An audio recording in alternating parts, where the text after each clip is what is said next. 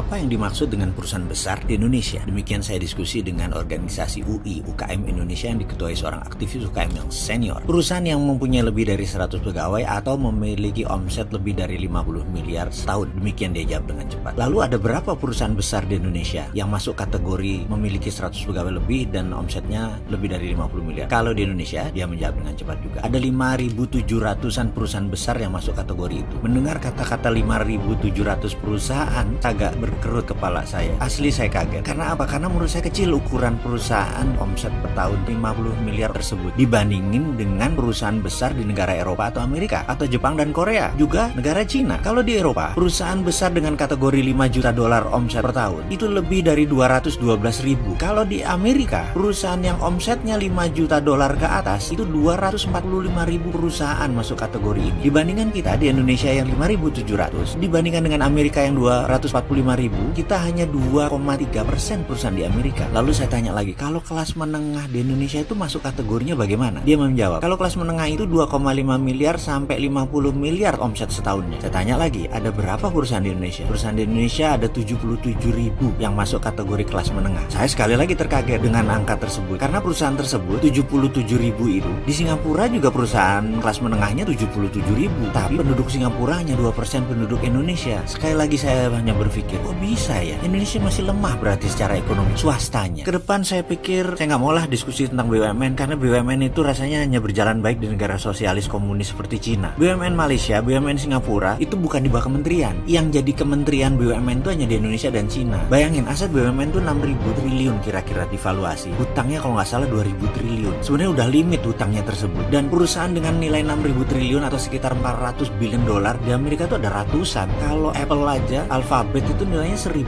billion. Jauh 3 kali di atas BUMN Indonesia. Dan pemimpinnya hanya CEO biasa, bukan menteri. Kalau menteri itu kemana-mana pakai fasilitas negara, buka pintunya ada yang layani, bener-bener birokrat. Sementara di sana CEO biasa aja tuh, tidak harus kementerian. Lalu ke depan bagaimana Indonesia sebaiknya membangun? Ini adalah tantangan. Negara yang lincah membangun dan cepat tumbuhnya, biasanya pendorong terbesarnya adalah swasta. Di mana yang dibangun sektor swasta adalah selalu infrastruktur dinamis. Apa itu infrastruktur dinamis? Infrastruktur dinamis adalah industri manufaktur, produsen, dan dunia kreatif penciptaan. Jadi ada baiknya Indonesia sekarang membangun infrastruktur dinamis berbasis swasta.